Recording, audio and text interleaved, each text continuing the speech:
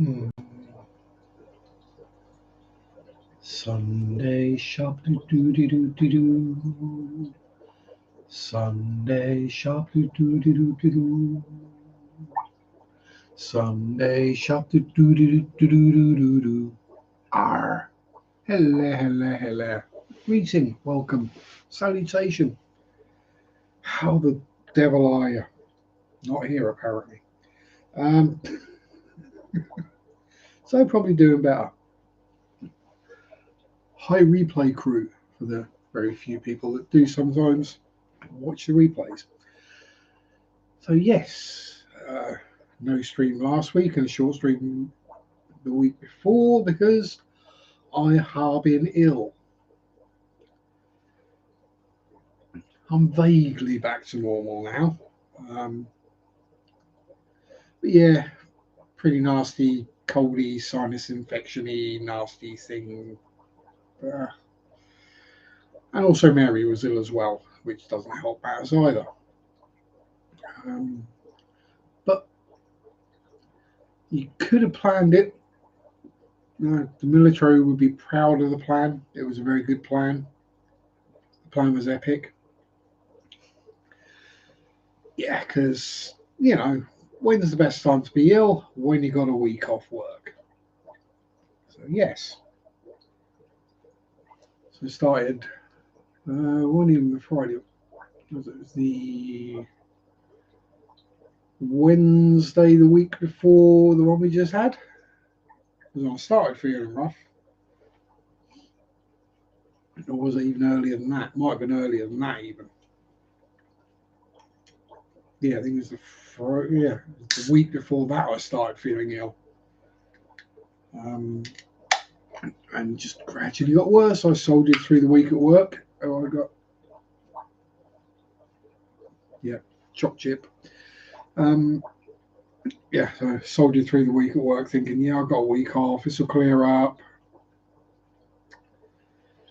Yeah, it didn't. Hence no stream last week because I was busy being ill.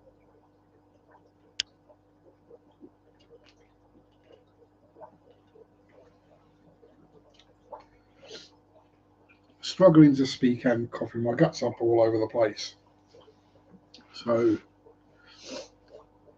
and sniffing a lot as well. Still doing a bit of that, but not so much. Just clearing the last of the gunk out now, and it's got a sinus infection in my left schnoz hole at the moment. So at some point, I'll probably sneeze and have a massive nosebleed. But it might happen live. We don't know. Oh, let me just make sure we're on live chat rather than top chat. There we go. Not that it'll make any difference because there's nobody here.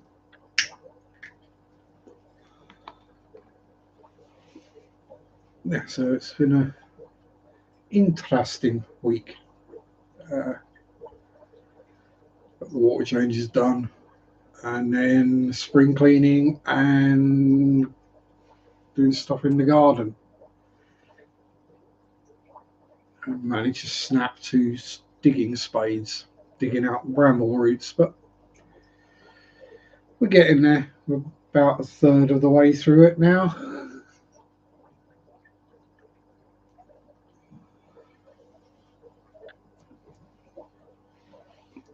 The borders dug out, dug over, forked. Got out as many of the roots as I could, and the big root bunches, or the stems and tap roots and what have you.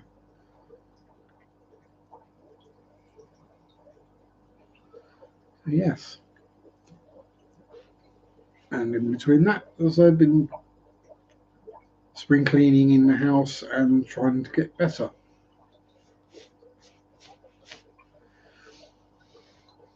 So yes, lots of paracetamol been taken, lots of phenylephrine, and also the hay fever's started picking up. So yay! But I did get a nice week off. Weather's been pretty warm. A couple of frosts early in the week, but nothing too spectacular, and then sort of up to 17, 18 the rest of the week. So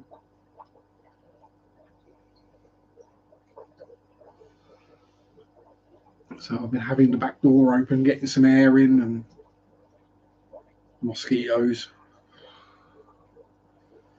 So yes, I've had the first mozzie bites of the year on my back. Joy. Scratched myself up quite a bit on brambles. Pardon me. Yeah, and then it got to yesterday, and I had other stuff I wanted to be doing, and my body just went, "No, you're having a flumpy day today. You're not doing anything." So I basically didn't do anything until like 4 o'clock, and then I started tidying up downstairs. There we go. Then this morning I go to have a bath and a bit of a scrape, and both my hair trimmers have decided they're going to be dead and flat. So I had to actually get the old Bic out and shave 2 weeks worth of beard off, which wasn't a pleasant experience. It's basically a case of get the hair out of the razor. Yeah, it took a little over half an hour to actually achieve a sort of semi-clean shaven look. I'll have a beard again by tomorrow, no doubt, but hey ho. Yeah, and no content this week because ill. And it's a bit hard to sort of record videos when you're struggling to speak, or when you're having random coughing attacks every so often.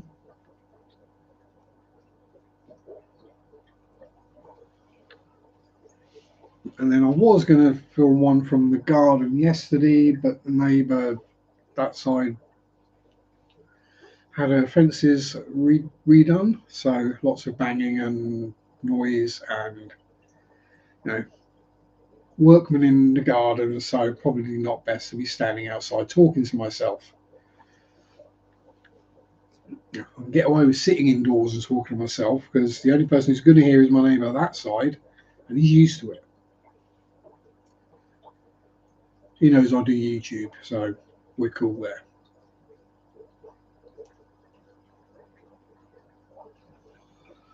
And we've got 3 people here. Are we all lurkifying, or are we going to say hello? He's got all the lurkers in. Let's see if anyone actually says hello.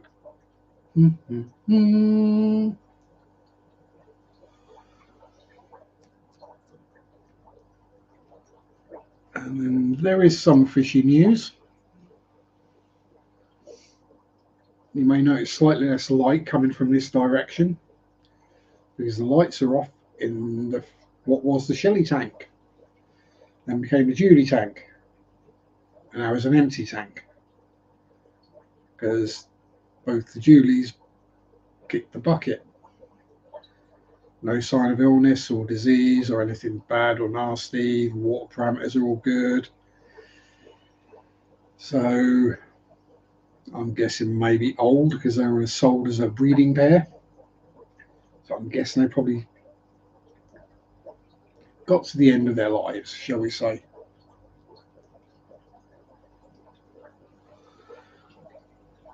So that's sitting empty for a while I figure out what I'm going to do. Had a bit of a move around down here, so this tank's empty now, other than snails. And the top right one, also other than snails. Because we moved from there to there, and the Skiffia are now in Fred and Rose's tank. They're doing well. Scootering about and feeding away and just doing fishy stuff. Oh, and this sole remaining cherry barb ended up in there somewhere. So if you see a random red flash, that's what that is. Because cherry barbs didn't do well either. Again, might have been tough batch. water's harder than they're used to, or some other guff going on, who knows.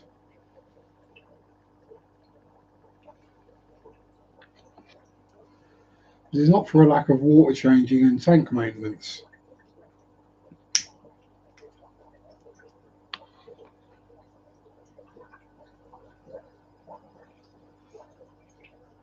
Oh yes, and I'm on Siggy's today because I ran out of pipe tobacco. And I haven't been bothered to go and get some. So, yeah.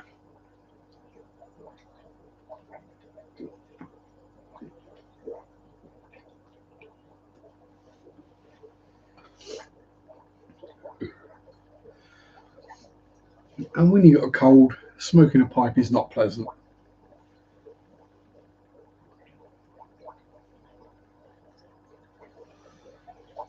Especially when you got a cough going on, you're suddenly taking a big lungful of very hot smoke. It's not a good experience.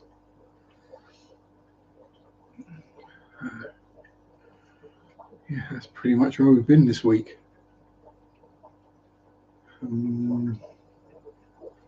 So outside of that, been catching up on some endurance racing, watching some videos on cryptids and the paranormal, napping a lot.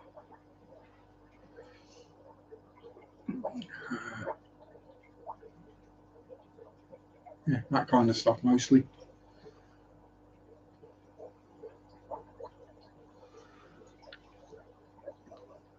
That and sort of thinking about what plants I might like to put in the garden. Because I do have rather good soil as a result of it being neglected for years, we shall say.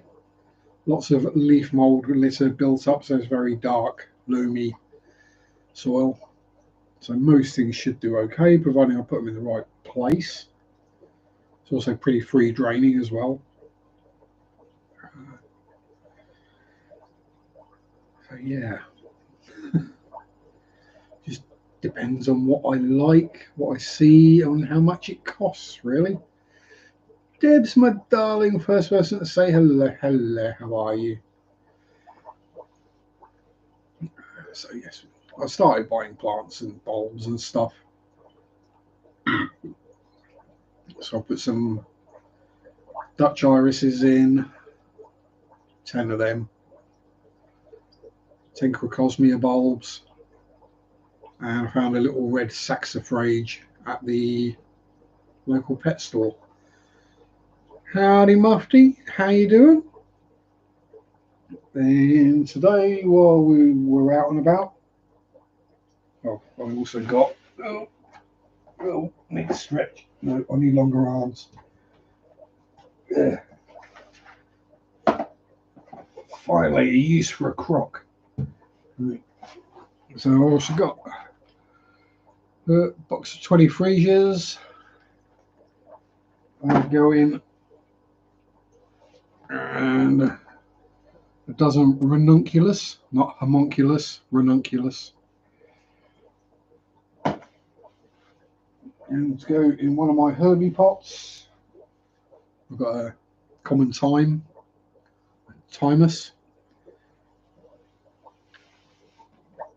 And then got a back border to go underneath one of the birdie boxes. We have a Photenia, a little fenna is apparently the name of it. So that should do well. Nice sort of evergreen shrubby type thing. Yes, and so I will probably do some videos on sorting the garden and what I'm putting in it and my thoughts and whys. Thank you very much, Debs. So lots of colour, yes, not that I can smell fragrance, but I'm trying to get things that will be interesting all year round so that come winter time you're not just looking at a piece of brown soil. You know, there's some structure and colour there still, and also things that are good for animals. So bees, butterflies, birds, that kind of thing. I may well grab a couple of bee bombs and just throw them randomly somewhere. Might break them up first so you don't just end up with one massive dense patch of stuff. I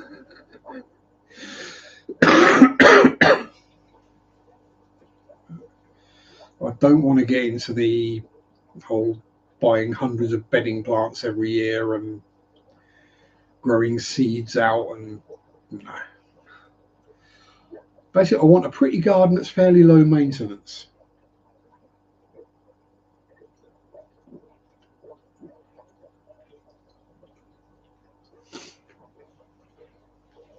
Because if at the start of March my hay fever is already starting to kick in, you can imagine I'm not going to be wanting to be out there too much come flowering season. Like I said, there's a few things out there I can save and have saved. The holly tree is going to have to go though. There really shouldn't be a holly tree in someone's garden, not in a tiny little garden like mine. I need to get rid of it before it gets that big it starts pushing the fence over. So yeah, got a bow saw though, so I can saw that down and get rid of the bits. Yeah, get rid of the rest of the brambles, sort the borders, dig it all over. And then I'm still not sure what to do with lawn, because it's not going to be pristine, neat grass.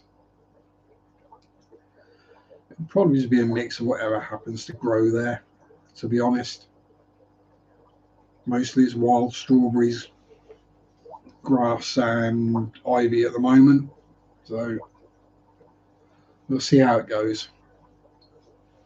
Depends how much of it is left by the time I've trampled over everything thousands of times and probably killed it all.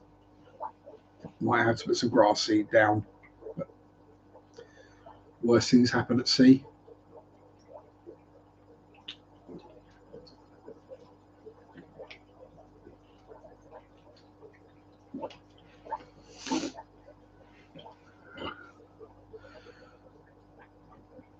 Yeah, so I'm going to try and avoid the annual bedding plants if I can.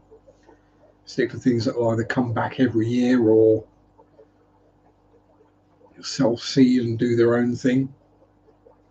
Nothing that needs too much in the way of pruning either. Saying that, there will be some lavender, obviously, it's bees. And I've got one side of the garden is in full sun all day long, so Samuel, how the devil are you? Yeah, so I was at Icky Wookie last week.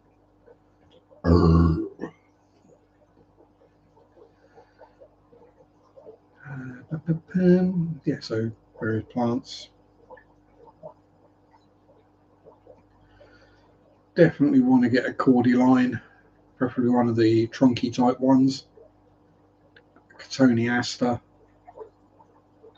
Hebes, lavenders, all sorts. And probably some violas rather than pansies. So I do prefer the smaller flowered varieties. And they're more natural as well, more likely to survive randomly. Are we there yet? Howdy do, thank you, new subscriber. Always welcome. Hopefully I don't scare you off in a live stream. Usual pre-warnings, I do smoke. I try not to swear, but it may happen. I'm drinking an energy drink. And I've got a different sense of humour. And it won't just be fishy stuff I talk about either. For a fishy live stream, there's a lot, surprisingly little fish talk goes on.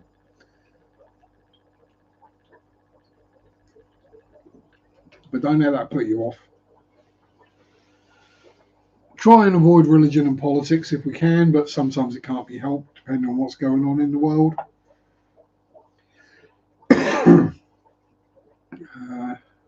Yeah. So, yeah, Think of it as kind of PG-13, but with a bit more crudeness and a bit more dark humour as well. We do talk about pretty much anything that comes to mind, because I don't run from a script. I don't even have an idea of what I'm going to talk about when I turn the computer on. Yeah, that organised. Basically like a 2-hour version of one of my videos if I go the full 2 hours. You take it, he has a koi pond. Ooh, he has a carp puddle.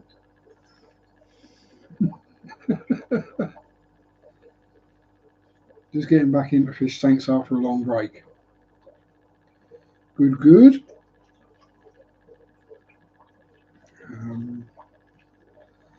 I've been keeping fish now for 7 years, maybe. Something like that. Before that, I just went out and caught them from local lakes and put them back. Yeah. I've got a little pond in the garden with some comets in, and other than that, it's just basically a house full of fish tanks and models and DVDs and CDs and pretty much anything else.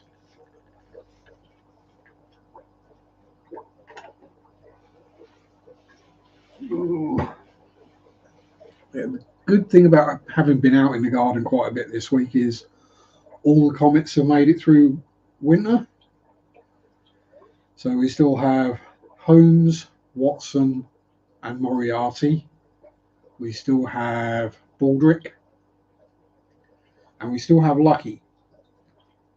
How Lucky is still alive, I've no idea. That's the one that got rescued from a cat's mouth, then brought to my work in a sandwich bag.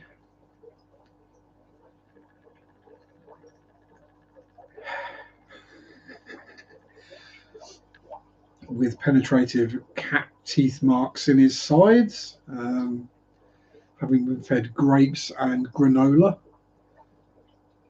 and kept in a food mixing bowl during the day full of spring water and bottled water. So better than tap water, I guess, but yeah. So he spent a good few weeks indoors in a plasterer's bath. Technical term for a long flat bucket.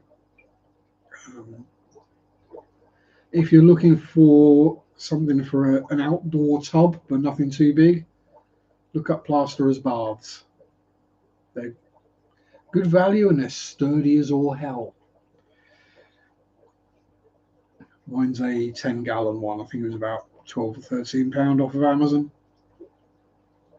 And it's had all sorts living in it. And it's been out in my garden for the last few winters and it's absolutely fine. But yeah, so Lucky's still there. All the others are there. Not seen the frogs back yet this year, but I'm wondering if they came in from that side where I had the fence replaced and now there's not a hole under the fence. So they're not able to get into the garden. So I might have to dig a hole under the fence into the neighbour's garden. Hopefully she won't mind. Lisa won't mind. She's cool. And to be fair, the rest of the neighbours that way would probably be happier if all the frogs came this way.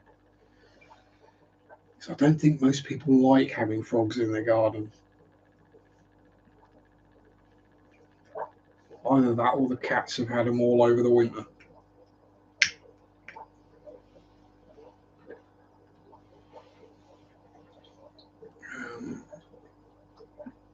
Yeah. So yeah, this is where I sit and do my streaming. Sometimes the camera stays in focus, sometimes it doesn't. Sometimes I even put the camera straight.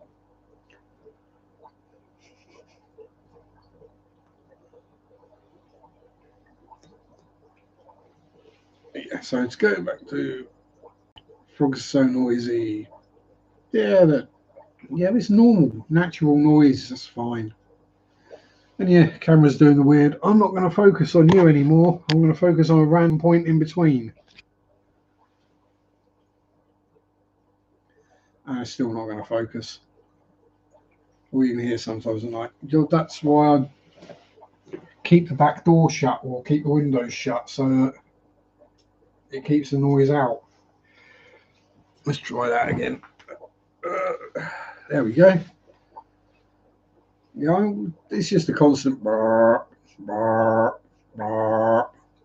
And when you've got 20 or so frogs in the pond, it's just a constant. You get used to it. And it's got to get past the sound of all the fish tanks before I hear it anyway. So it's just when they come in the house, it can be a problem.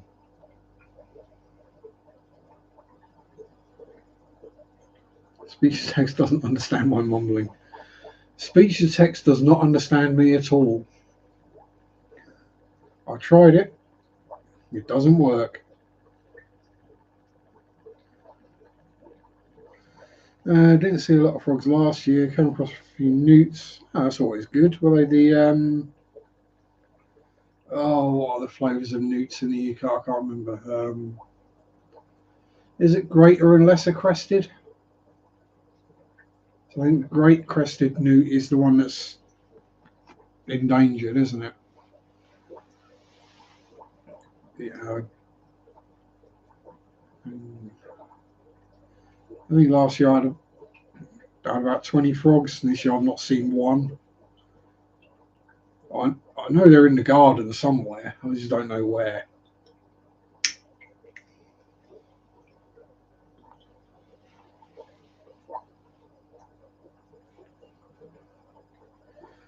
Because the comets love munching the frog spawn.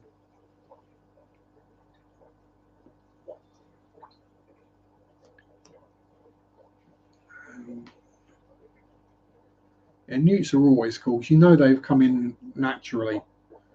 You don't buy newts and put them in a pond. They just turn up on their own. Same with frogs, really. That's one of those where it tells you that you've got something right. When wildlife starts using the garden and the pond and what have you, you know you got it right.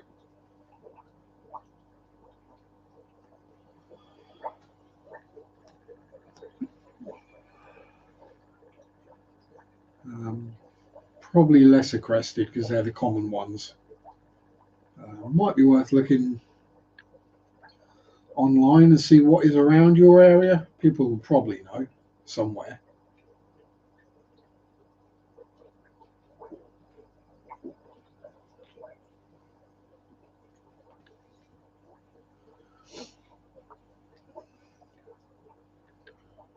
Maybe in a local pond group or garden group or allotment society, that kind of thing. These people normally know what's going around in the local area.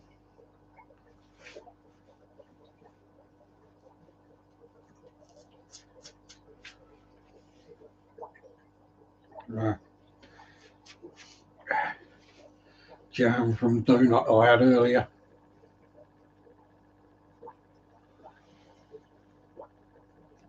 But ain't nobody wants me to take my t-shirt off, so you'll have to deal with there being a bit of jam on it.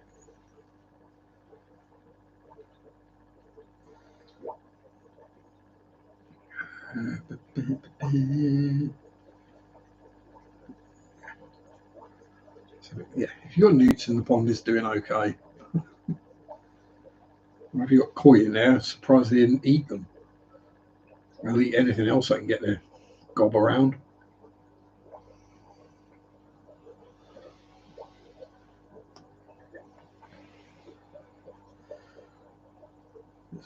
Cyprinus carpio, otherwise known as lake pig. So they love to muck around in the mud at the bottom of the lake. Where they find most of their food.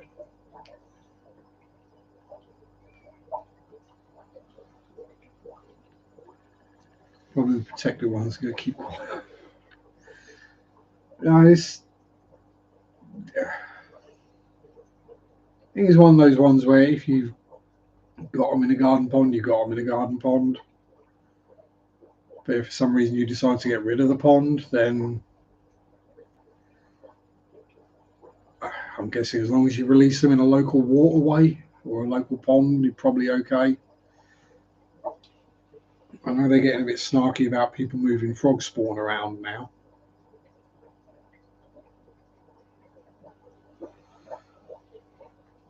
Because that always used to be the thing as a kid is you'd find some frog spawn and you'd keep it in a tank or a tub or bucket or whatever. And you'd grow out the tadpoles and then grow them into little froglets and then you'd release them all. It used to be a thing you did every sort of spring. But they're getting a bit snarky about that. Oh, it's illegal to move frog spawn now. Or move it from one body of water to another. Which I'd have thought was a bit silly, because if they're getting low on numbers, surely you'd want to spread them out a bit. But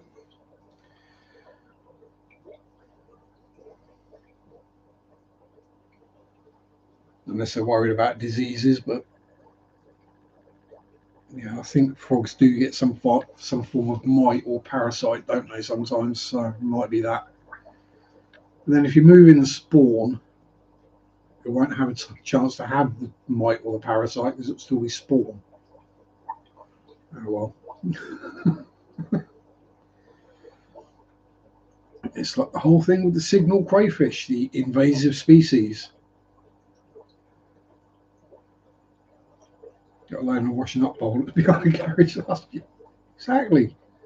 Frogs ain't fussy. They go, oh, there's water. And then the tadpoles will have fed on any mosquito larvae and anything else that fell in there. And I'm sure when you noticed you had tadpoles in there, you probably added some food of some description. Again, they'll eat anything.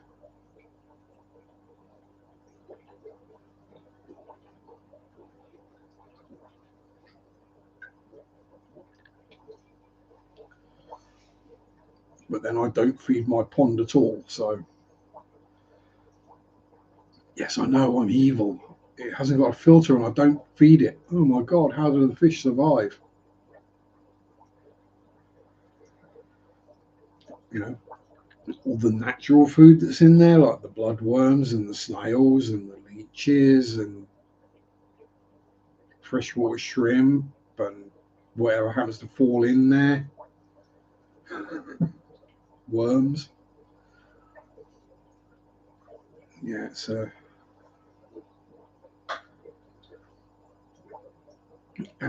as aquarists or fish keepers, they're understandable, and I understand why. We do tend to get very picky and protective of our fin babies. But in general, they're a lot hardier than we give them credit for, especially if you go for standard varieties, not ones that have been massively inbred over the years.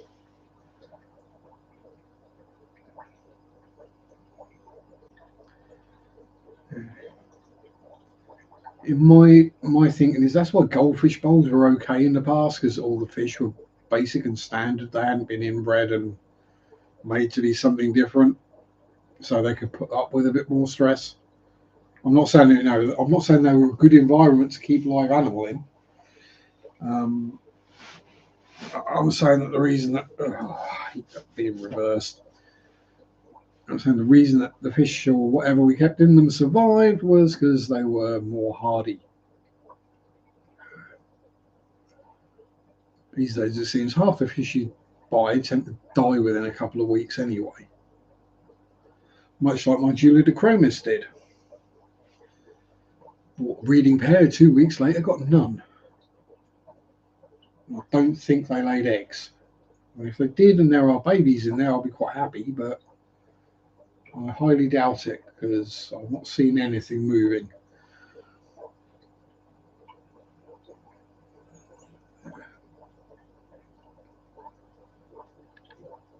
I like to think that baby fish would look for food on their own, and therefore you would see them. It's like some days if I forget to feed my fish tanks, I don't bother about it too much because, well, then they feed on what's naturally in the tank. And that means they keep things like algae and other small creatures under control, like Daphnia or planaria or worms or God knows what grows in there.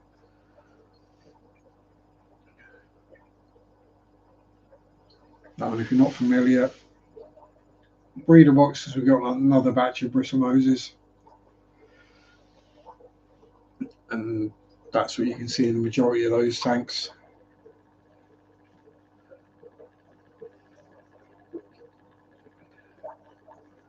Yeah, for me to have actually 3 empty tanks at the moment, that's kind of a rarity.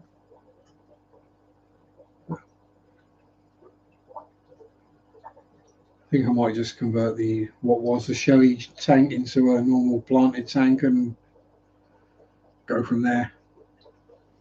Find a lively bear of some description, and then probably a pair of bristlenoses of some flavour, and leave it do its thing. Make more fish to sell.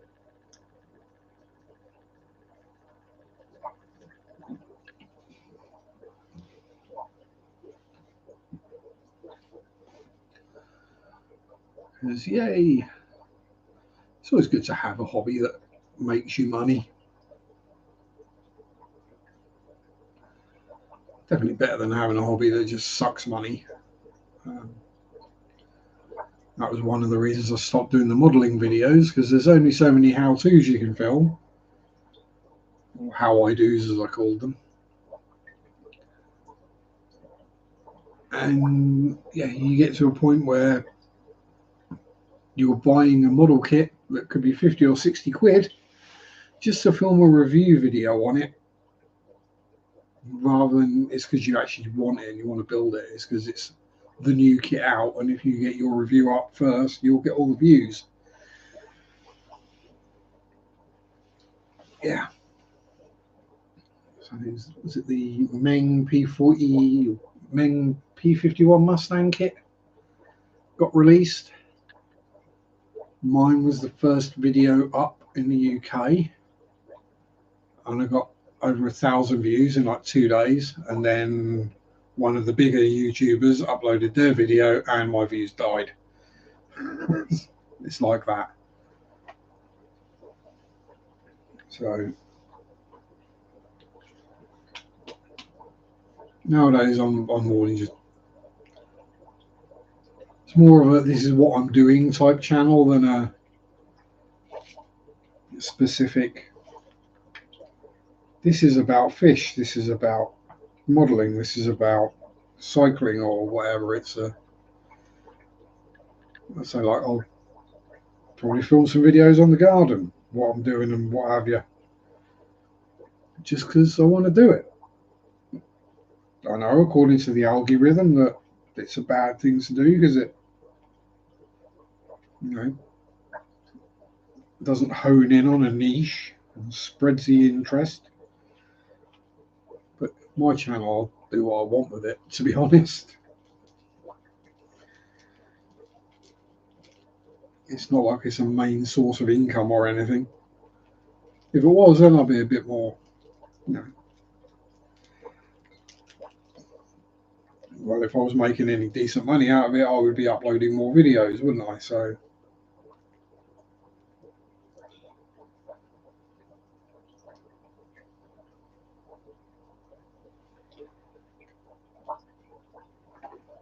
yeah.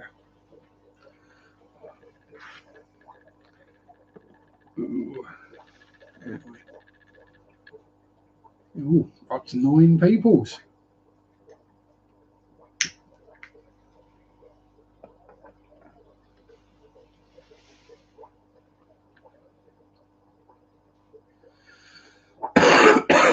Oh dear.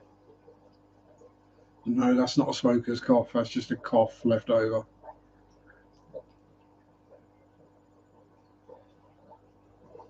Should we have a look at some fish while we're here?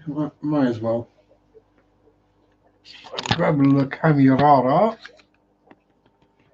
Ensure we're not tangled up in anything and pointing at my bald patch. Oh, so while we're here, there's some of the Amicus Splendens. Got quite a few of them now.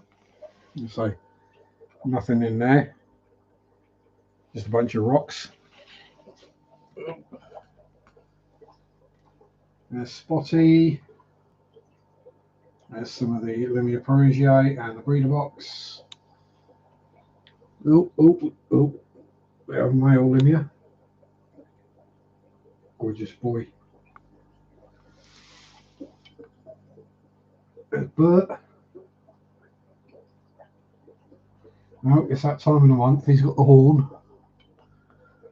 All the baby Limia. Hold the camera straight, Sharpe might help.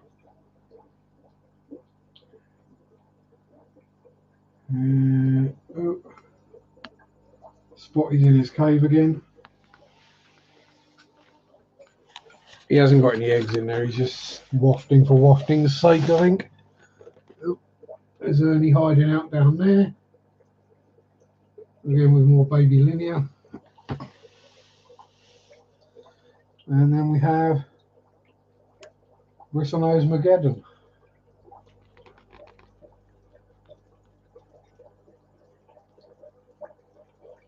Middle one is the Super Reds. That one's empty. I think there's a couple of Limia in there as well. Yeah, there is. That's the ones we can get to from here. The rest are either around the corner or over there somewhere.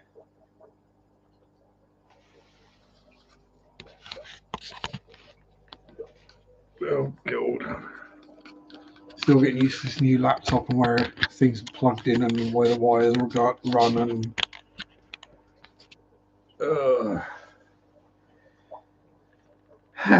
and yeah, so quick tour of what's around at the moment. That little one down there is empty because reasons. It loses water. Best plants for a novice. Oh,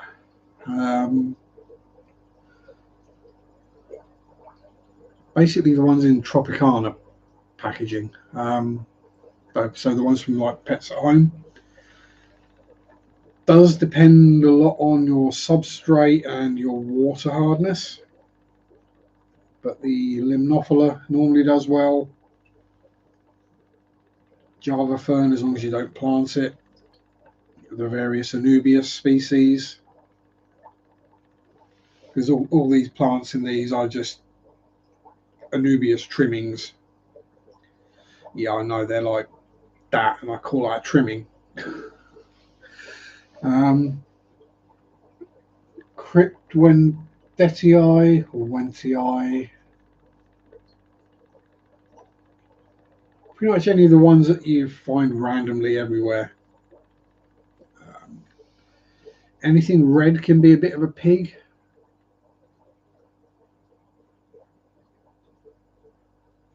Lighting a bit confusing me. Just get a light. Don't overthink it. Yes, there are species that like really bright lights, and certain, especially if they're red, they like a lot of light. And variegated leaves as well.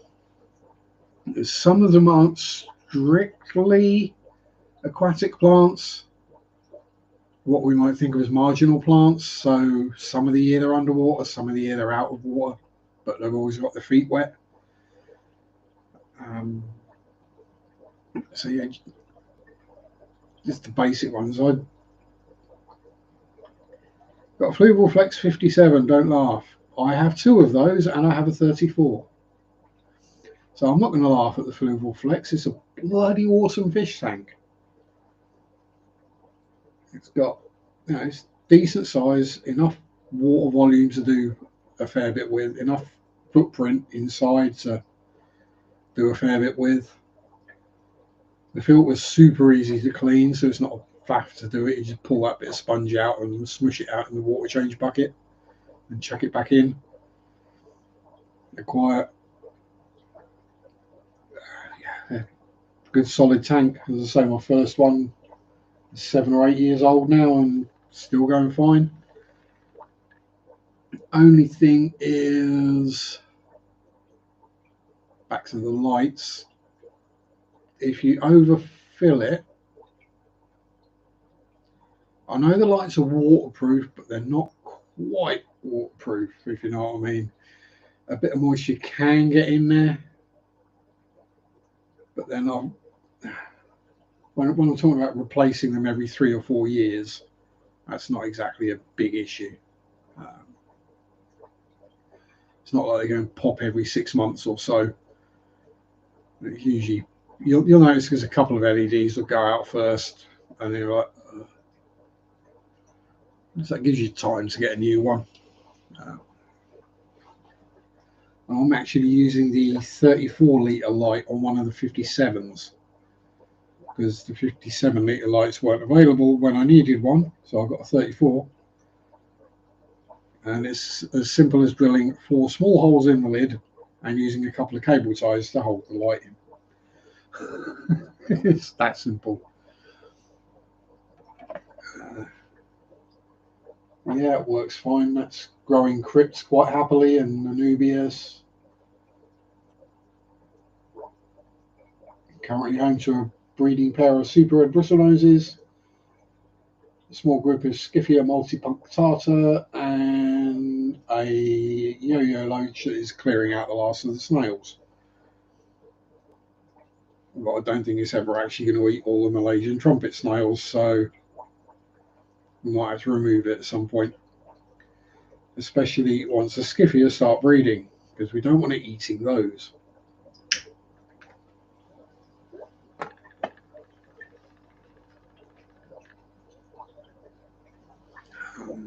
That's kind of my thing, is planted, stick some bristlenoses in it, stick something else that's going to breed in it, and then maybe something else for a bit of extra colour or interest. The 34-litre is my shrimp tank, but the 40-litre panorama from Pets at Home has got more shrimp in it, despite it not being a shrimp tank and having cichlids in it. Well, a cichlid now. Yeah, I do better with shrimp when I add fish. Completely anathema to what everyone else says.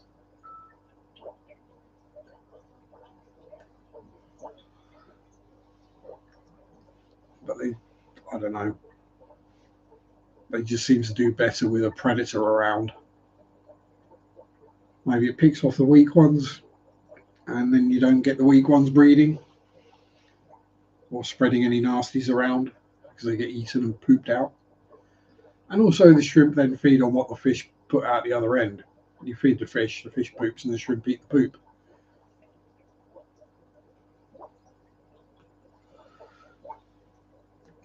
But if you are going to keep shrimp in a flex, when you do the water changes and you throw the water away, having cleaned out the filter, do it in the kitchen sink and put the plug in. And do it a bit at a time, maybe a third of a bucket or whatever. Because you will find shrimp that have been hiding up in the filter. When you cleaned it out, there are baby shrimp in the bottom of the bucket.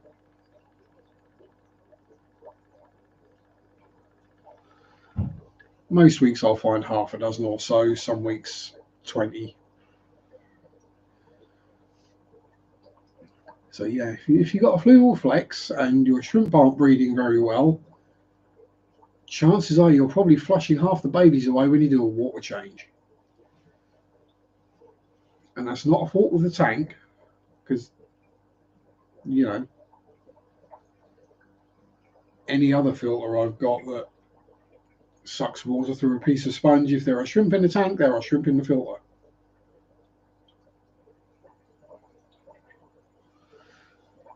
Yeah, well, that's an idea.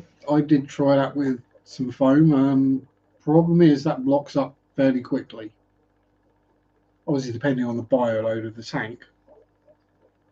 Well, what that does is it then slows down the amount of water that gets into the back, and you can find the pump section running dry. Just keep an eye. I mean, if you're going to keep shrimp or very small fish, yes, they will get back there, but don't worry about it. That'll be fine. If it's shrimp, if it's fish, they'll swim back out again at some point. If it's shrimp, then they're feeding on the muck on the filter.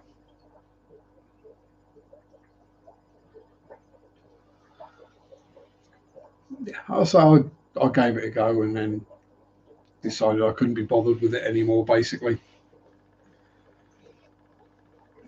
If I was, so like with the Skiffia, I might do it again in that one just to make sure I keep the Skiffia out of the back of the tank.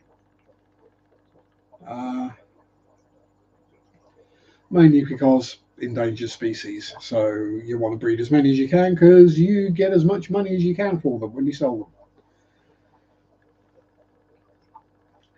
You know, not that I'm a capitalist swine or anything,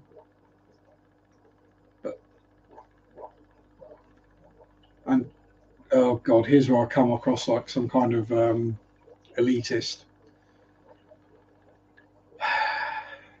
Don't get me wrong, I like platies, I like guppies, I like mollies and swordtails, but it's as easy to breed guppies, platies, mollies, and swordtails as it is Limia perugiae or the other Limia species. They're basically the same. Yeah, I get 2 to 3 times the money for each one of those I breed and sell. The Amica splendens and the Skiffia, because they are also live bearers, but they produce far less young. They're bigger when they give birth, and they have umbilical cords and very cool. But yeah, they go for like £10 to £15, so I'll probably get £3 or £4 for each one that I sell, rather than 20 to 50p if I did guppies and platies. And it takes the same looking after, the same food, the same maintenance. It's a no-brainer, really, isn't it?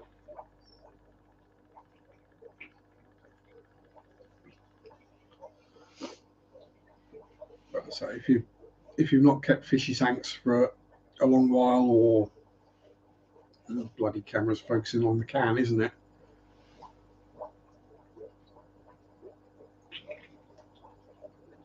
And keep what you want. I'm not going to knock it. Oh, come on, camera. Refocus. There we go.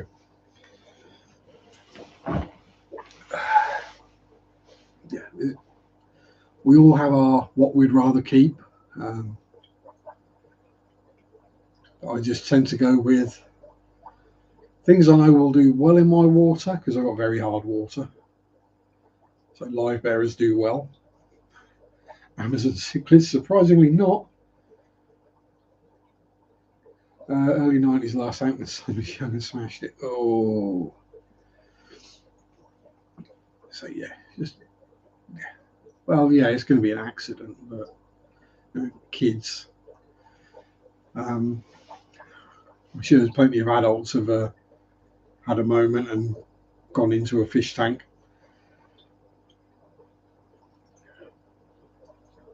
Yeah, it's 4 foot. Oof. What I would call a big old tank. Will that be 300 litre, something like that? But yeah, I mean, probably what I'd say the ideal stocking for something like a planted flex, and I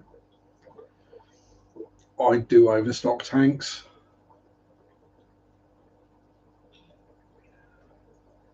Never forget the phone call from when I was at work. Yeah, I can imagine.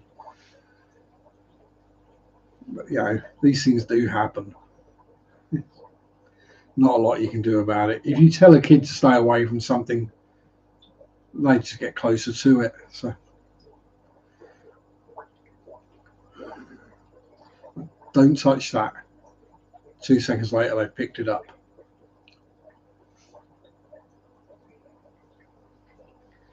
And we're living in a period where teenagers are eating detergent tablets for the laundry. So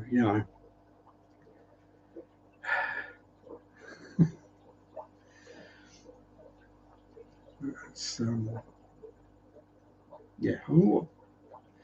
My basic beginner's guide, as it were, for a flex, I would go with a bristle nose, because bristle nose. Probably a pair of crebensis, pelvic acromis, whichever subgenre you want, or flavour. Poultry is the most common. They breed happily, and they're pretty, and they're really interesting to watch, and quite happy in a 15-gallon or 57-litre tank. And then something small to do zoomies about and just be bright and colourful and interesting. So maybe some cardinal tetras or some male endlers. They're not endler guppies, they're endlers. They may be in the same family, but they're not a guppy. They can crossbreed with guppies, but they're soaking platies. The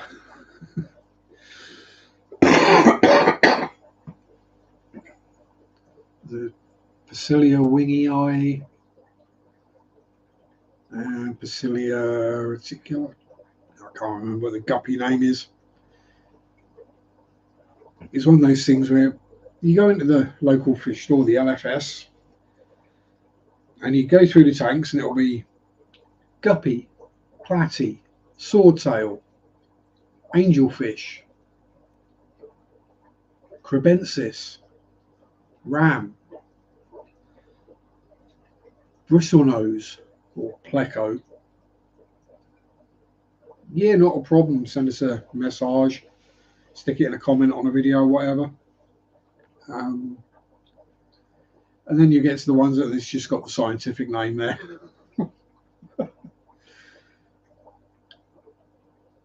My general view is, if it's got a common name like guppy or platy or crib, then yeah, it's an easy one to keep. If it's just got a scientific name, do your research. And don't trust what people in most pet shops say, especially Pets at Home.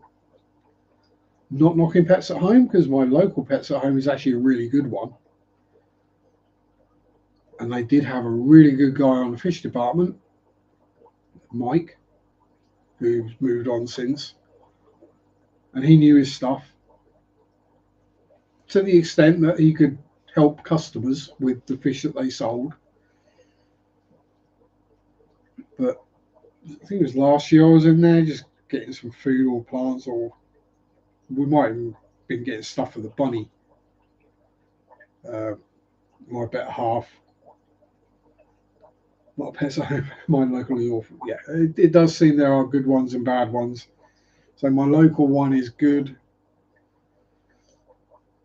which is the Thetford branch. And the ones in Norwich are bloody horrible, and they don't have any fish. I wonder why, because they probably can't keep them alive. You can see they've got like the empty tanks in the corner. There's nothing in them. Ipswich, so not too far away then. Close as my missus and I am. She's in Stowmarket. I'm in Attleborough.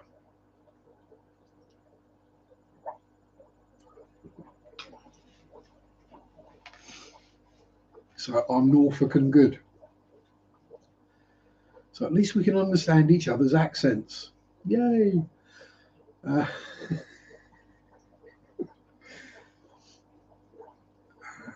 Yeah, as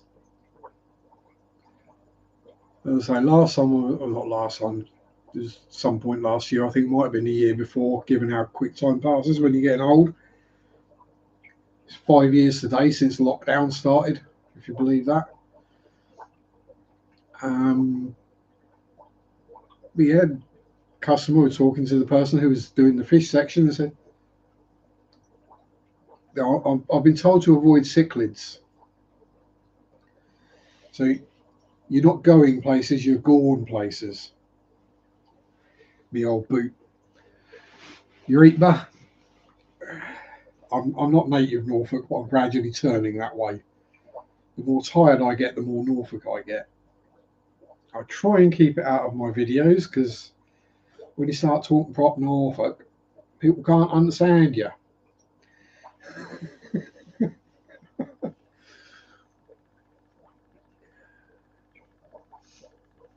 I keep talking about we're doing a video on the Norfolk dialect.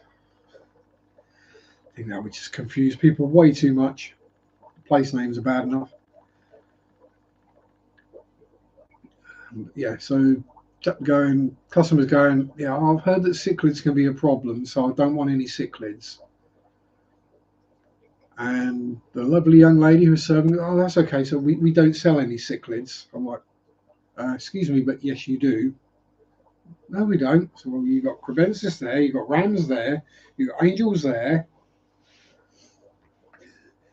got electric blue acara there. Yeah, but they're not, yeah, they're all cichlids. You don't sell Rift Lake cichlids, African cichlids. You sell plenty of New World cichlids, though. Oh, I didn't realise, though. Yeah. Did I actually buy some fish at that point? I think I might have done. There's a. Oh, what size tank is it, and how long has it been set up? Which one? Pardon? Which tank? Because they're going in quarantine tank first for at least 2 weeks before I put them anywhere near any of my other tanks. What?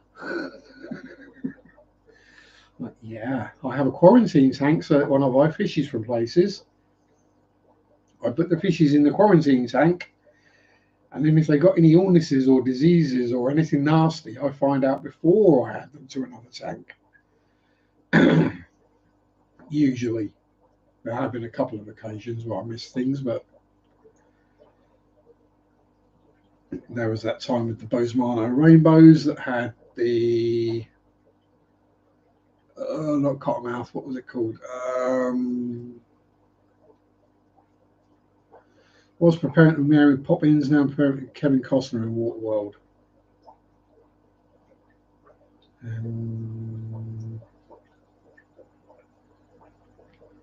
Yeah, I'm avoiding the Mary Pops out kind of jokes, or pops one in.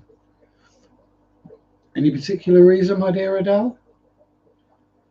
Storm things. Ah, yes, you still got the cyclone going, flooding and stuff going on.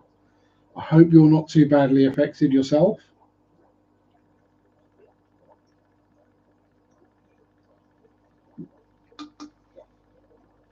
Getting hammered. Yeah, when it makes the news in the UK, it's usually pretty bad. No, might not make it to work today. Oh no, what a tragedy. You might just be like, I don't know, flooded and can't get out of the apartment because of the deep water.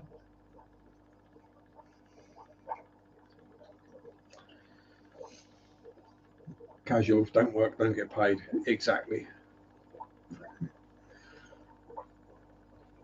Yes. That's always been my view of it. If I have a day off work sick, then I don't get paid for it. I do at the moment, thankfully. I've only had one day off sick in the last near 3 years, so they don't. Yeah, some river will certainly be flooded by now. Can't get across the river on public transport. You're going to need a bigger boat.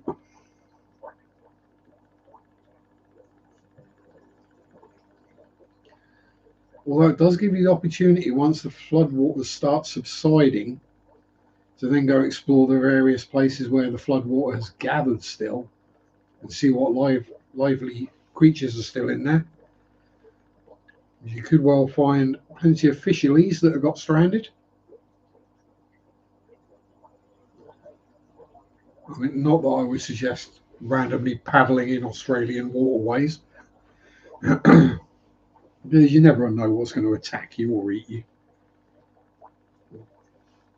Could be some random stonefish or salt or crocodile or bunyip.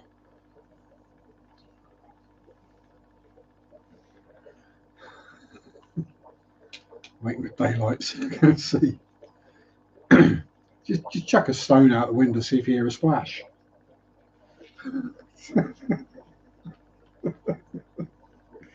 If you hear a thud, yeah, bull sharks. Yeah, that's probably the most dangerous one.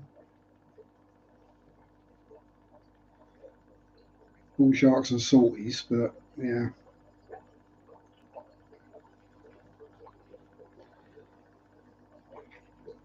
Although there is one story I saw recently where I think it's a fairly old story, but I only just found out about it, where scientists tagged a 9-foot great white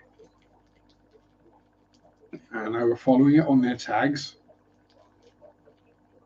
Then all of a sudden it dived real deep, and great whites don't dive deep. Then it got real warm, like, digestive system warm. And then the tag turned up not attached to anything a few weeks later.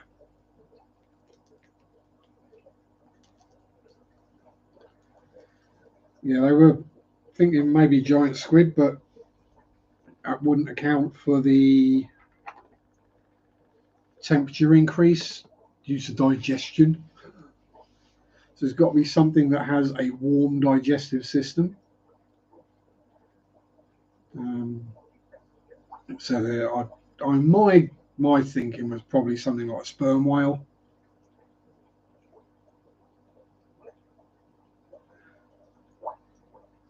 Or because killer whales ain't going to get big enough to eat a 9-foot great white in one, swallow it whole. Mind you, might have pulled it down and torn it to pieces. Yeah, it could have been near a thermal vent, but it was at body temperature, the tag apparently. So yeah, electric eels, Nemo, the odd mermaid.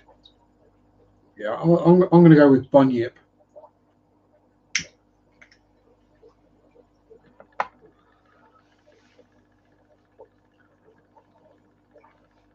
Yeah, megalodon. That's the thing is, I say the oceans are so big and so deep, and we ain't got a clue what the hell's out there most of the time.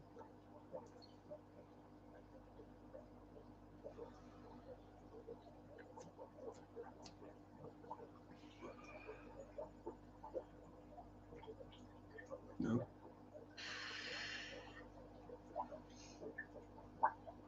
And obviously, the deeper you go, the smaller the life gets. Map about 2%. And I think most of that, well, all of that is basically coastal and the North Sea, because the North Sea doesn't get very deep. I think it's about 300 feet deep at the deepest part, which is why it's one of the most vicious seas on the planet.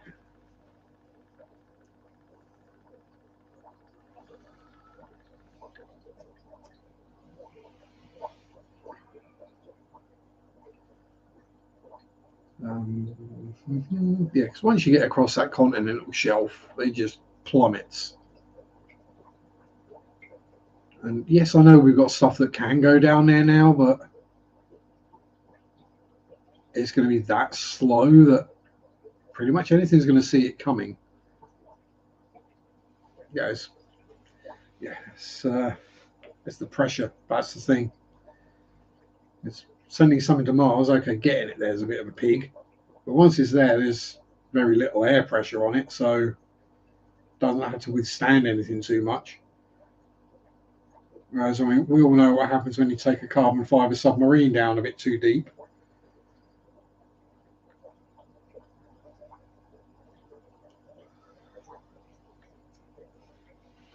Especially one that had been told, no, don't take it down that deep, it won't survive.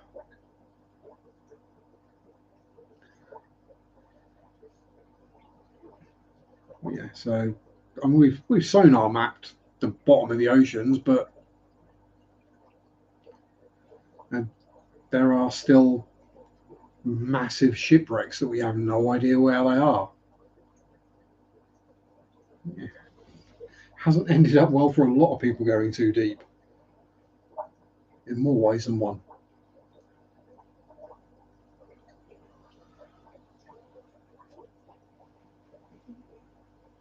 It's, I was watching something with Mary today about cryptids. And technically, it is a cryptid because it's been declared extinct, but people have seen it since. That's the thylacine or the Tassie tiger. People have seen them about, but there's not enough good evidence for it. So they can't say, yes, they exist. So technically, it's a cryptid. Aquatic News Network. Hello, my darling. How the devil are you? Been a long time. Assuming that is Jess. My brain is liquid garbage at this point.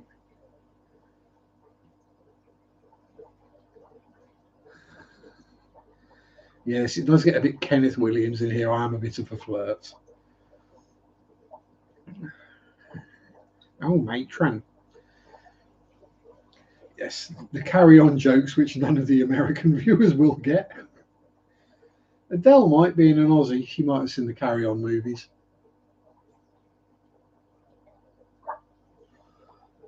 Ah, Tom's. Howdy, Tom. How you doing? See, I get all kerfuddled. Tommy. People keep changing their names and I get all kerfuddled, you see. Yeah, you're still a darling though, aren't you? Mwah. See, I told you my brain's got a hot mess. Oh, ow. Because I've been ill. I'll probably go to work tomorrow and have forgotten everyone's names. Thankfully, they all wear badges, so it shouldn't be too bad.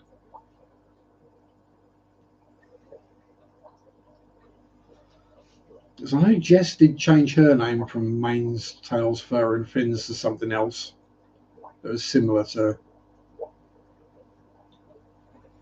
Only she only got in this shared one.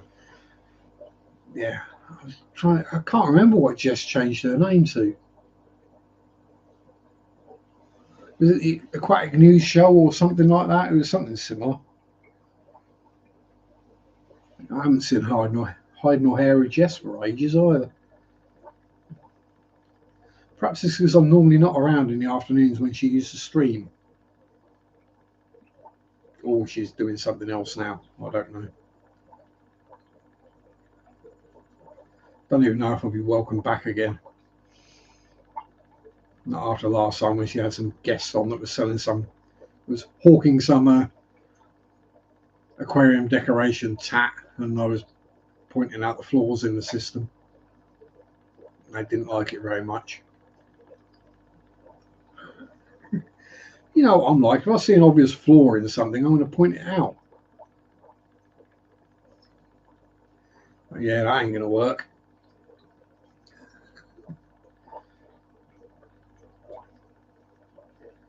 It didn't. It was expensive, and it didn't actually even look good. So it'd be like if, I don't know, someone got the wrong end of the stick and decided to send me some biomedia to test. I would probably be quite upset when I just used it to bulk out my substrate.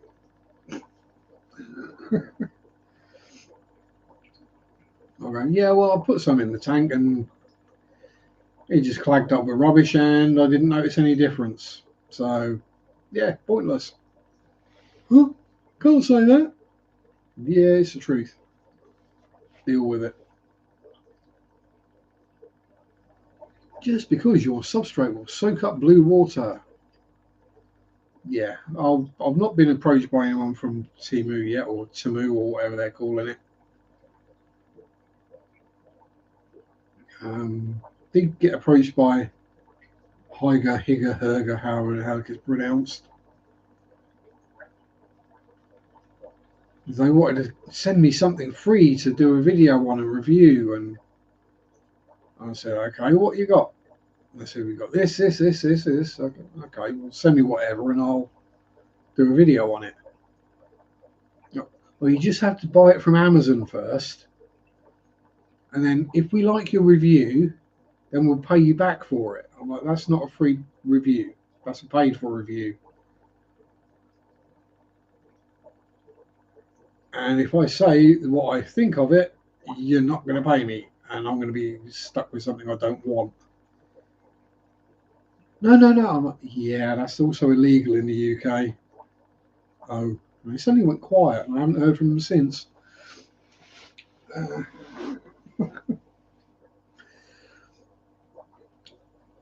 Also, I'm not saying no to a sponsor, but it's got to be a sponsor who I believe in, whose products I trust. Fluval. Um,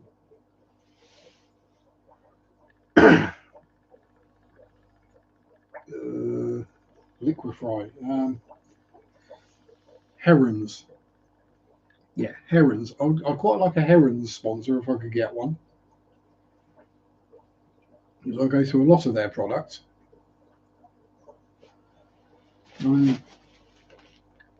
That's gradually going down.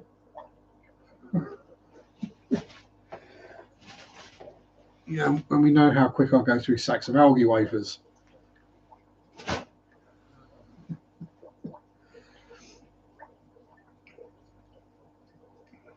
What is it today? 5, 10, 15, 20, 25, 30, 40. 1, 2, 3, 4, 5. Yeah, between 45 and 50 algae wafers a day at the moment. And that's running quite low.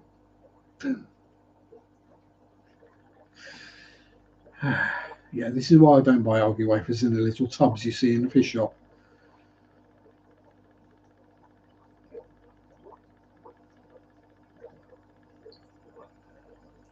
I've not actually tried buying anything off of Temu yet. I might have to try it at some point, buy some random fishy related tap and see what it's like. I could probably get quite a few products for a very little price. And go, oh, that's awful. Don't buy this. It doesn't work. Probably be some like multiple better tank that's sort of sectioned off and looks very pretty, but is in reality about that big, and it's supposed to hold 4 betters or something like that. That's a tiny little piece of sponge. No, that's not going to work.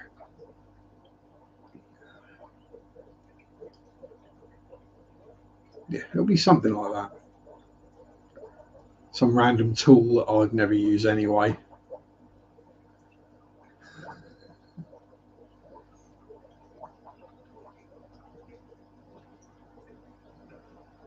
Yeah, I've not either, or Wish, or Ali. Have I had stuff off that? Yeah, I have had stuff off AliExpress in the past. And although AliExpress is getting a lot better these days, so is Alibaba. Yeah, there's a lot of knockoff stuff on there.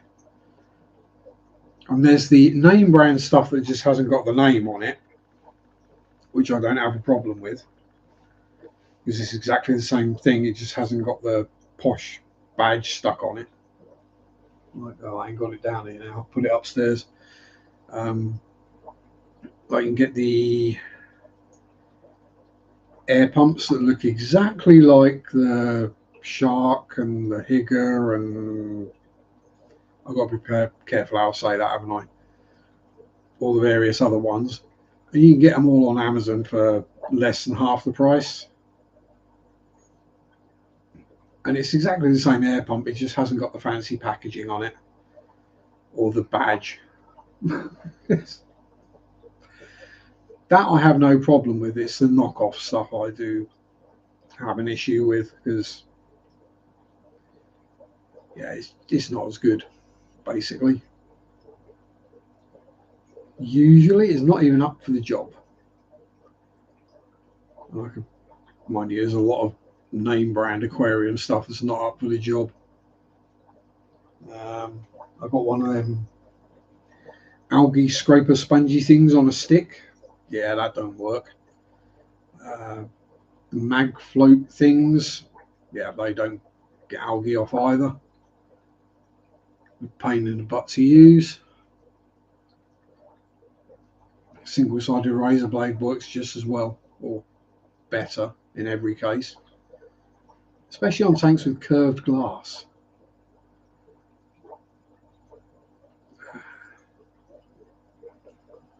You know, it's like, I mean, there are knockoffs of the Zis breeder boxes, but they don't come with the attachment with the suction cups, so you have to hang it over the side of the tank, which means every one of your tanks has a lid on it, doesn't work.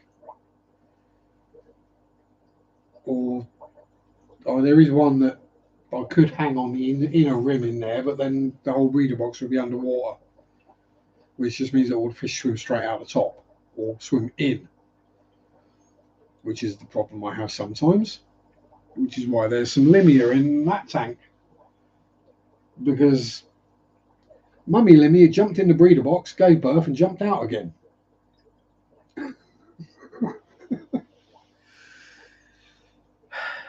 Yeah, not really what you want.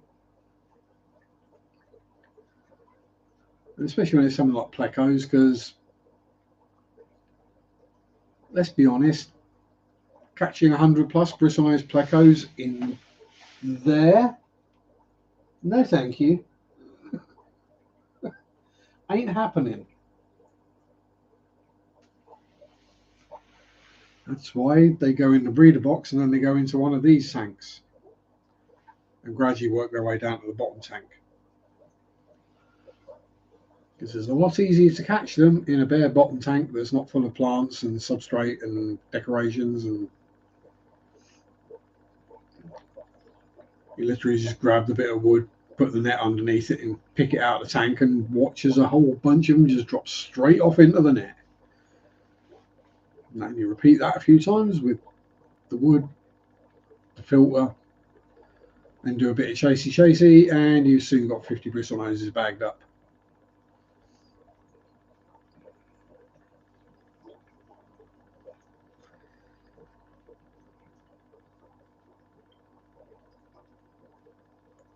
It's just the way things are, really. I mean, I get it. If you're only trying to catch one or two fish, it's generally easier. But if they're live bearers and just swim around free and you've got clouds of them, it's not a problem. But yeah, things like bristle noses, they can be particularly interesting to catch. And the clown loaches were bad enough. Oh no! I have a 5-minute offer available on McAfee. Go away.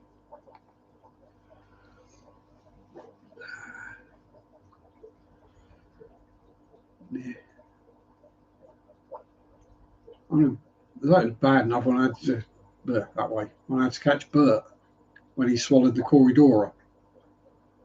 And you'd think something that size is going to be fairly easy to catch. No. And once I got him in my hand, he was absolutely fine. He just sat there like a good boy while I tried to wrangle the dead Cory out of his mouth.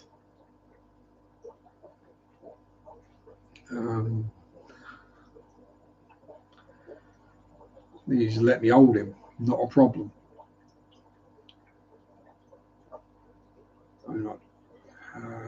Spaz, the Senegal bicher, bicker bicher, whatever you want to call it, dino fish. Yeah, he's only good old Bert. Yeah, pain in the hole. Yeah, you don't know Franz who's sat there with a pair of artery forceps trying to drag bits of corridor out of an electric blue car's mouth without ripping the inside of his mouth to shreds because of the spines on the Corey. Yeah, he swallowed it head first, so when he tried to spit it up, all the spines dug in. So I had to basically push it in, turn it a bit, and then sort of wangle it out. It wasn't fun. You know what? He's still scared of me. Yes, Spaz the biker, he would not go in a net. But I didn't have a big enough net really to catch him. But then I was like, you know what? I know he likes being stroked. He likes his belly rubs. So I just put my hand in the tank and picked him up. And he was absolutely fine until I got him out of the water. Then he freaked out. But yeah, that's a 12-inch, 30-centimeter bicher that basically meant I couldn't put anything else in the tank because anything smaller than a fully full-grown swordtail, molly, anything smaller than that just disappeared as a snack. They even had one of the clown loaches. So, yeah. He was a lovely fishery. And if I had a tank and I didn't want to do any breedings in it, I would quite happily stick Senegal bichers in it again. They're awesome. Yeah, I mean, yeah, JC and B, who are the giant African wood shrimp. I were like 3.5, 4 inches long when he ate them.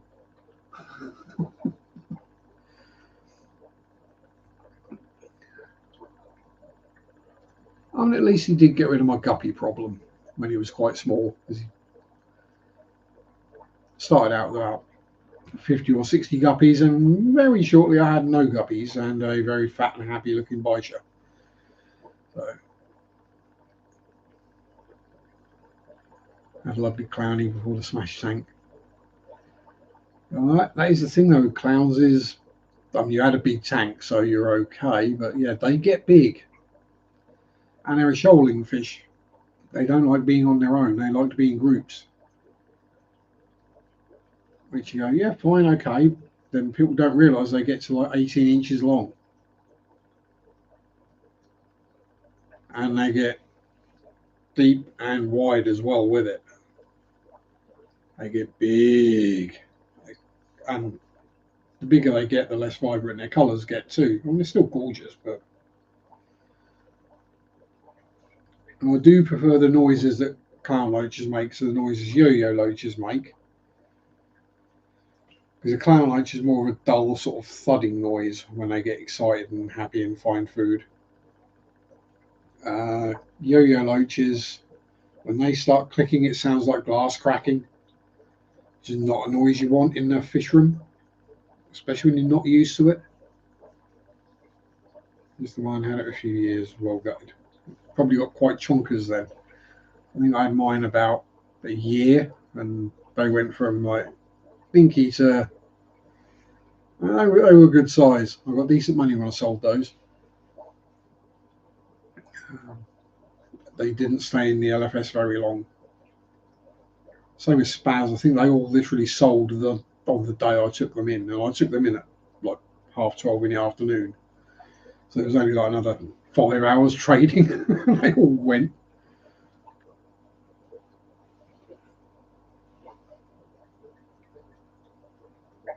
Yeah.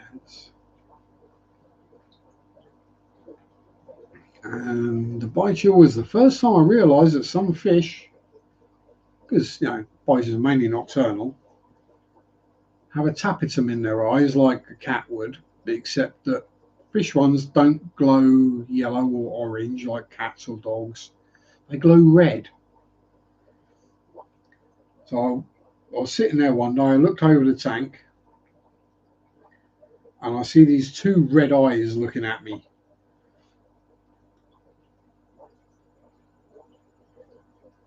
Now, I'm not saying I get freaked out by things like that,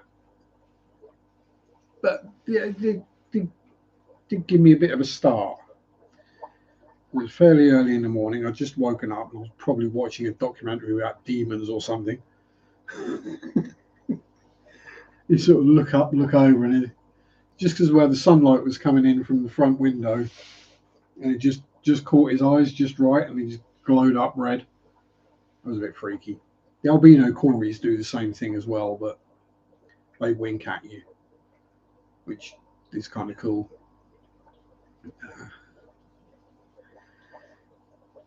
Yeah, glowing red eyes in a fish tank when you live in a haunted house. Yeah, it's not necessarily the best of things.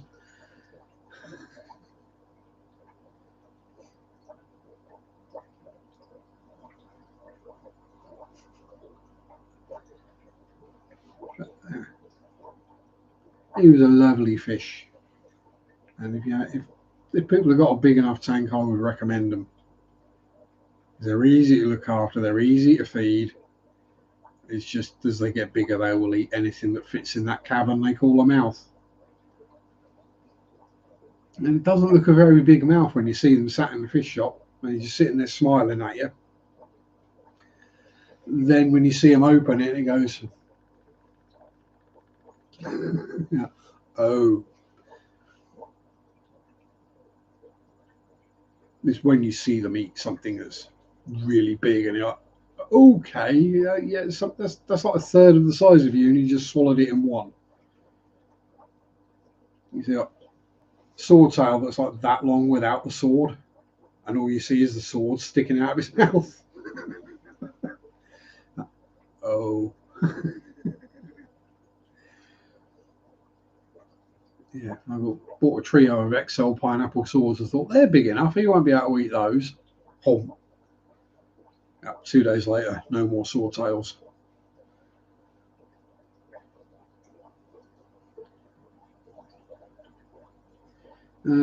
Scope shop, never been there. Came across the channel because of review. Ah, cool, thank you. I think that's Scope Quacks. Oh, God, where was that? Scope. Yeah, it was a good little shop. Guy knew what he was talking about too. I think he actually wanted to do like collaborations. He wanted me to come down for like an unboxing when he got a delivery in or something like that as well. But it's quite a long way away when I don't drive. Henley, that's it. Yeah. Yeah. It's just something I do is if I go to a new LFS or FS, not exactly an LFS, is it down there? And I always ask, and yeah, go in and film a video because people might not realise there's one there, and they might see the video and go, oh, I'll go and visit, go and see what they got. So is that in a garden centre as well? That one, or attached to a garden centre? I can't quite remember. There was a few I went to down that way. One was it Stonham or Thornham, somewhere like that. It was just literally in the middle of nowhere on an industrial estate. Was that Abbey Aquatics and Reptiles? Oh, that'll be a snail just gone into a filter.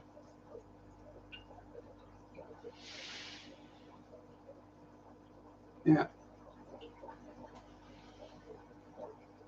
Oh, that's actually a snail getting liquefied by a filter.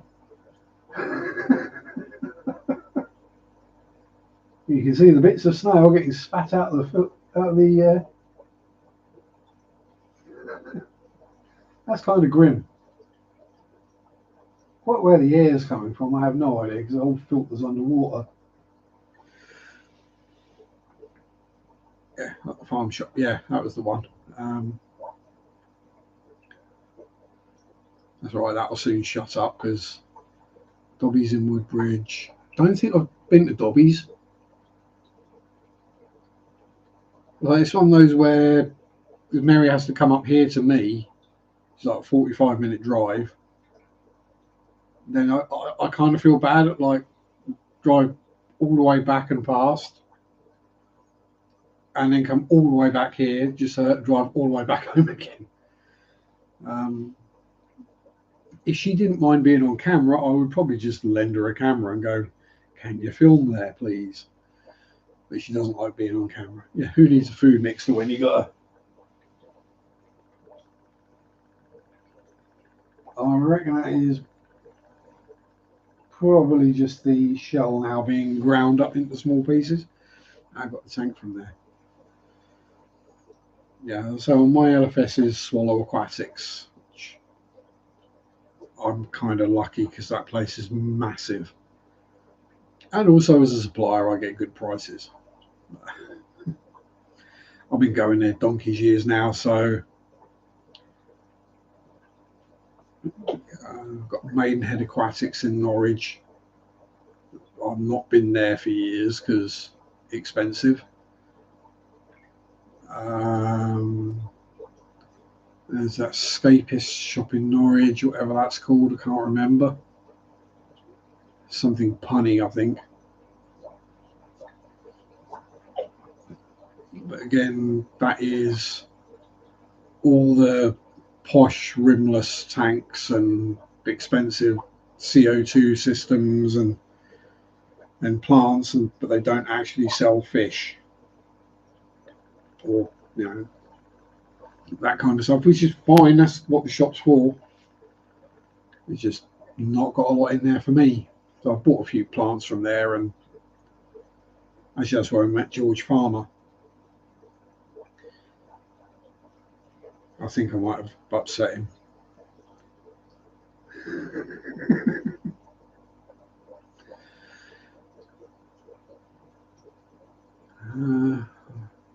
I do think my hands appear in one of his videos though, so there's that. Perhaps I should get him to tag me into it. Hey, that's me. Tag me. Prepping a premiere. Ooh. Spill the tea. Spill the tea, Tommy. What are we premiering today? Is it your expeditions catching darters? News segment, good one too.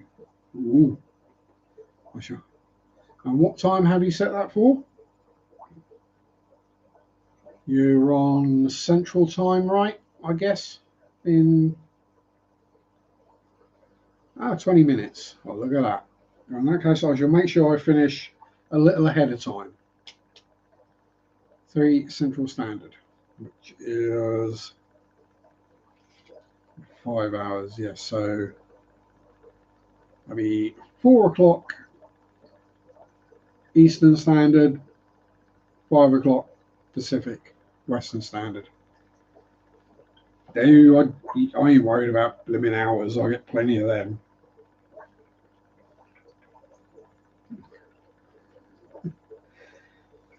I've got like several hundred videos up at this point.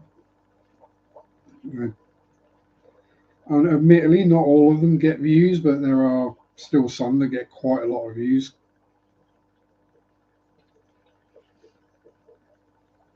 I mean, weirdly, it's the sort of unboxing review type ones of the tanks I got from Pets at Home. Put me on watch overnight. No, don't need to do that. I do that at work anyway.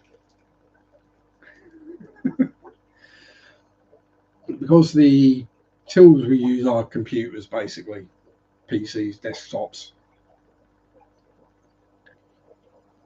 And we can access certain other websites on them. We can't access all of them because in the means of helping out customers, we don't sell something, we can then go on Google and figure out who does, and then go to their website and go, yeah, this is where you need to go, this is what you need, blah, blah, blah. Well, that includes Amazon. So I'll quite happily stand there and scroll through Amazon looking for things.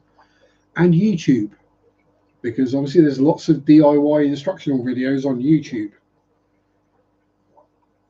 So yeah, I might sometimes just like stick one of my playlists on while I'm at work. Not to watch it, it's just running in the background, getting me views and advertising revenue. I know you're not allowed to do that. I know it goes against the T's and C's, but what the heck? Let's be honest, YouTube make more money out of me than I make out of them.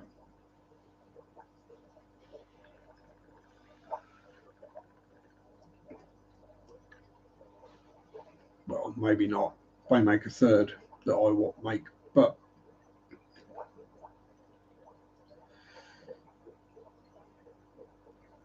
let's be honest. My video getting an extra view is not going to bend any algorithm, or it's not like I'm setting up 1,000 bot programs that can rewatch the same video thousands of times.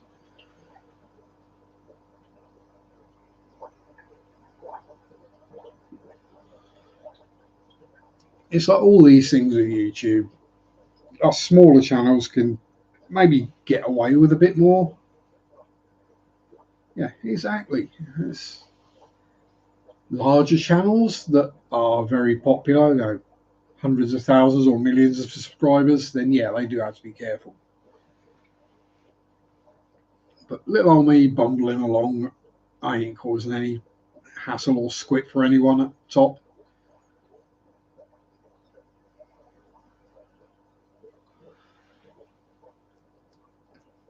You know, given the things about, oh, you can't smoke, you can't swear, you can't tell dirty jokes, you can't do this, you can't say this word or that word or t'other word, or you can't do anything like this. Well, how many times have we spoken about things like concentration camps, Nazism, racism,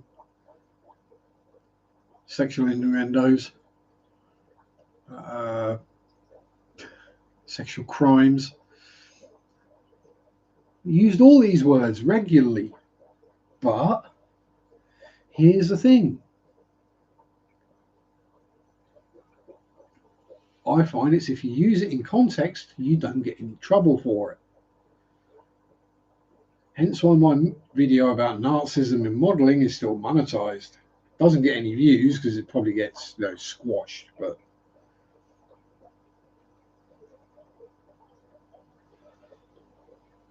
I mean, Christ, all the stuff I've done over the years in videos, no, I've not had a single copyright warning or anything like that. I had one video taken down because that was during COVID and they were being very, very sketchy about medical information.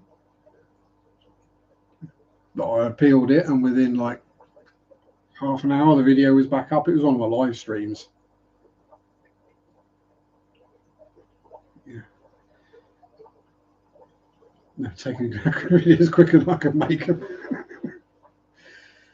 Well, that's because you're just too damn sexy, Tommy. That's the problem.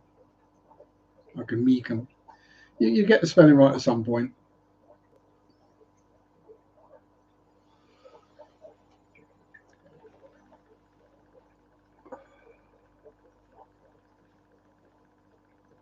I mean, I've been doing this for years, and the fact that exactly.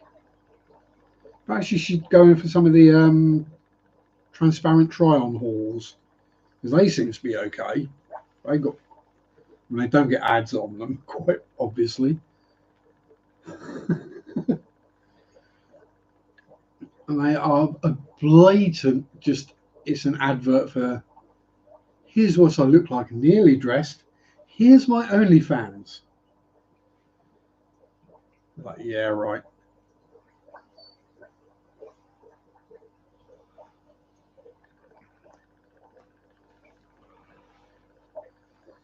why would I take the videos down quicker than Hall's Drawers? Yeah, there are other jokes there. Like Norwich City up and down more often than a pair of Hooker's drawers.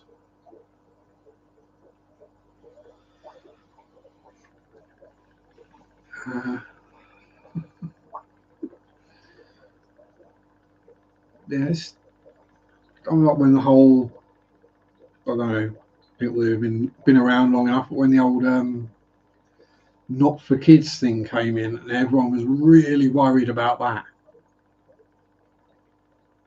Well, what if, because they're pretty fish and they're brightly coloured and they might think that's for children? Like, no, you're using scientific terminology. It's not, here, look at the pretty fishies. Yeah, it's, and then the whole thing happens and you just tick a box that says this video is not made for children, which means you can run adverts on it. That's literally all it did. Yeah, I was just, there's everyone panicking and me going, no, calm down, they'll be fine. You're not going to suddenly get banned from YouTube because you had a bright colour in your video. What they're doing is they're trying to make sure they're not advertising to children, which is illegal in certain parts of the world, which is why we don't get adverts for specific toys in the UK. We'll get adverts for a toy shop. It used to be Toys R Us or Smith's, but there won't be the run up to Christmas is just all the latest must-have kids toys adverts on TV. You won't see them. And they're doing that online, which I think is also a good thing because it stops the kids going, no, I want this, so and so got this. This is the best thing ever. I need it. Pressuring parents into buying things that, let's be honest, 9 times out of 10 is going to get played with for 5 minutes and then stuck in the corner and forgotten about because it's not as awesome as the advert made out.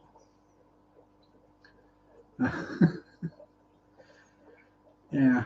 Well, I'll get the odd Lego advert, but that's, I'm going to get around that because Lego is not just made for children these days.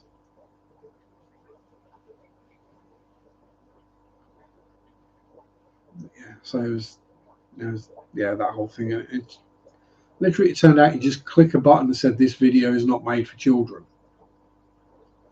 and that was all you had to do. And it stays auto-clicked.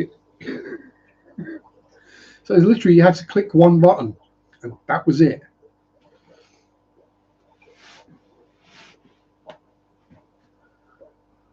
It's the same with most of the things.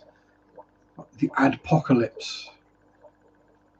And there was all that squit when Twitch started doing the same thing with taking money from the advertising because they realized they needed more money to keep running. And like, you do realize these things are businesses and they have to run at a profit, right? They're not just people doing it off their own back from the goodness of their heart. It's a company that needs to make money or it will go away. Admittedly, some companies do get very greedy, but yeah. So Twitch did it, Mixer did it. They're all going to do it. That's what all the subscription channels they start up. No adverts, no ads, it's ad free, blah blah blah. And in time, the adverts start showing up. And then not all the content is available for free. You have to pay extra to watch certain things. Same like with Amazon Prime. When I first got Amazon Prime, everything that was on there you could watch. Then all of a sudden they wanted extra money to watch certain things and they put them on different channels. So you had to pay to watch that channel. And I'm like, no. I'm already paying every month for this. I'm not paying twice. And when it's something like a TV series and you look at the price per episode, you go, I can buy the box set for less and watch it as many times as I like on any device I like.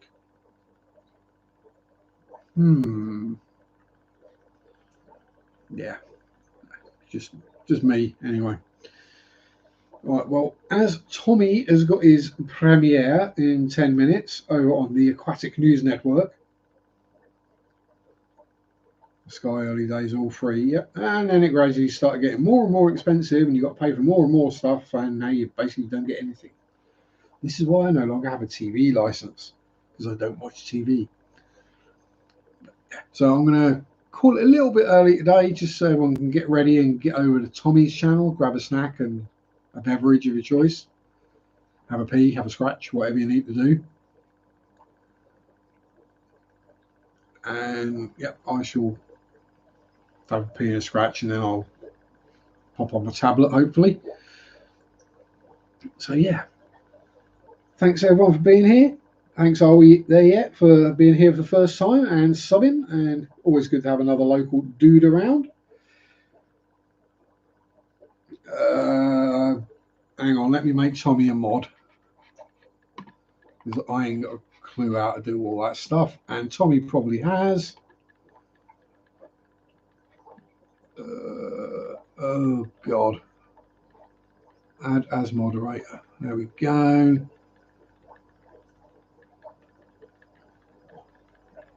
I think that should let you put a link in there, Tommy. You're a wrench wench now. There we are. So if you hit that linky poo, that'll take you to Tommy's channel. Subscribe if you're not subscribed, because Tommy's awesome. He's super sexy too. And I can't do the impression, but he does a really good Predator impression. But yeah, hopefully I might get a video of some kind up this week. If not, I'll see you same time, same place next week. Stay safe. Have a good week. Have fun. Peace out. Rock on. Bye bye. Sunday shop do do do do do. Sunday shop do do do do do. Sunday shop do do do do do do do do. Mondays suck do do do do do. Mondays suck.